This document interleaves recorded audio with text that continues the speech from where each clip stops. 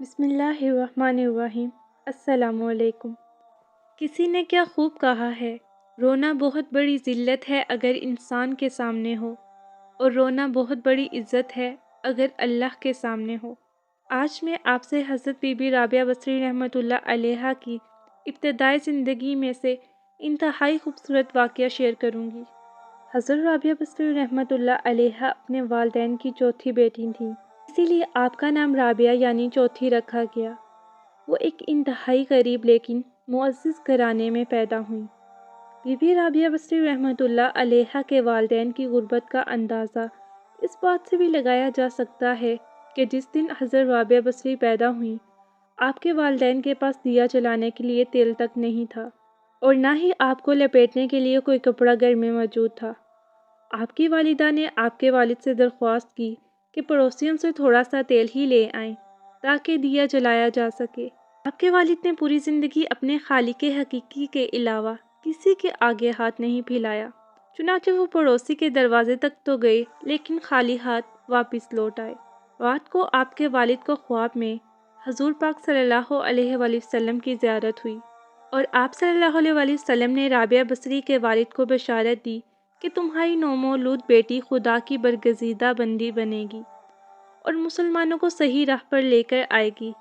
تم امیر بصرہ کے پاس جاؤ اور اسے ہمارا پیغام دو کہ تم یعنی امیر بصرہ ہر رات کو 100 مرتبہ اور جمعرات کو 400 مرتبہ درود کا نذرانہ بیچتے ہو، لیکن پچھلے جمعرات کو تم نے درود شریف نہیں پڑھا، لہٰذا اس کے کفارے کے طور پر 400 دینار بطور کفارہ یہ پیغام پہنچانے والے کو دے دو۔ رابعہ بصری رحمۃ اللہ علیہا کے والد اٹھے اور امیر بصرہ کے پاس پہنچے۔ اس دوران آپ کی آنکھوں سے خوشی سے آنسو جاری تھے۔ جب امیر بصرہ کو رابعہ بصری کے والد کے ذریعے حضور پاک صلی اللہ علیہ وآلہ وسلم کا پیغام موصول ہوا تو وہ یہ جان کے انتہائی خوش ہوا کہ وہ نبی آخر الزماں صلی اللہ علیہ وآلہ وسلم کی نظروں میں ہے۔ اس نے شکرانے کے طور پر فوراً 1000 دینار غربا میں تقسیم کیے اور 400 دینار رابعہ بصری رحمۃ اللہ علیہ کے والد کو عطا کیے، اور ان سے درخواست کی کہ جب بھی کسی چیز کی ضرورت ہو تو بلا جھجک تشریف لائیں۔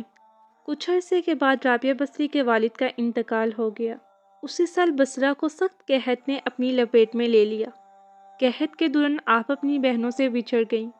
آپ ایک قافلے میں جا رہی تھیں کہ قافلے کو ڈاکوؤں نے لوٹ لیا، اور ڈاکوؤں کے سرغنہ نے حضرت رابعہ بصری کو اپنی تحویل میں لے لیا اور آپ کو لوٹ کے مال کی طرح بازار میں غلام کی طرح پیش کیا۔ جب آپ اپنی بہنوں سے بچھڑیں اس وقت آپ کی عمر نہایت کم تھی۔ آپ کا آقا آپ سے انتہائی سخت محنت اور مشقت کا کام لیتا، اس کے باوجود آپ دن بھر کام کرتی اور رات بھر عبادت کیا کرتی، اور دن میں بھی زیادہ تر روزہ رکھتی۔ اتفاقاً ایک دفعہ آپ کا آقا آدھی رات کو جاگ گیا اور کسی کی گریہ زاری کی آواز سن کے دیکھنے لگا کہ رات کے اس پہر بھلا یہ گریہ زاری کون کر رہا ہے۔ وہ یہ دیکھ کر حیران رہ گیا کہ حضرت رابعہ بصری رحمۃ اللہ علیہا اللہ کے ہاں سربہ سجود ہیں اور نہایت عاجزی سے اللہ سے کلام کر رہی ہیں۔ اے اللہ، تو میری مجبوریوں سے خوب واقف ہے۔ گھر کا کام کاج مجھے تیری طرف آنے سے روکتا ہے۔ تو مجھے اپنی عبادت کے لیے پکارتا ہے، مگر میں جب تیری بارگاہ میں حاضر ہوتی ہوں نماز کا وقت گزر جاتا ہے، اسی لیے میری معذرت قبول فرما لیں اور میرے گناہوں کو معاف کر دیں۔ اپنی کنیز کا یہ کلام اور عبادت کا یہ منظر دیکھ کے آپ کا مالک خوف خدا سے لرز گیا۔ اس نے یہ فیصلہ کیا کہ ایسی اللہ کی ولی سے کنیز کے طور پر اپنی خدمت کرانے کی بجائے یہ بہتر ہوگا کہ ان کی خدمت کی جائے۔ صبح ہوتے ہی وہ آپ کی خدمت میں حاضر ہوا اور اپنے فیصلے سے آپ کو آگاہ کیا۔ اس نے کہا کہ آج سے آپ میری طرف سے آزاد ہیں۔ اگر آپ اسی گھر میں قیام کریں تو میری خوش نصیبی ہوگی، ورنہ آپ اپنی مرضی کی مالک ہیں۔ تاہم اگر آپ یہاں سے کچھ کر جانے کا فیصلہ کرتی ہیں تو میری بس ایک درخواست ہے کہ میری طرف سے کی جانے والی تمام زیادتیوں کو اس ذات کے صدقے معاف کر دیں جس کی آپ راتوں کو جاگ کے عبادت کیا کرتی ہیں۔ بلا شبہ اللہ پر توکل کرنے والے کبھی مصائب کا شکار نہیں ہوتے۔ اللہ رب العزت ہمیں بھی اپنے برگزیدہ بندوں میں شمار کرے اور ہماری عبادات کو قبول کرے۔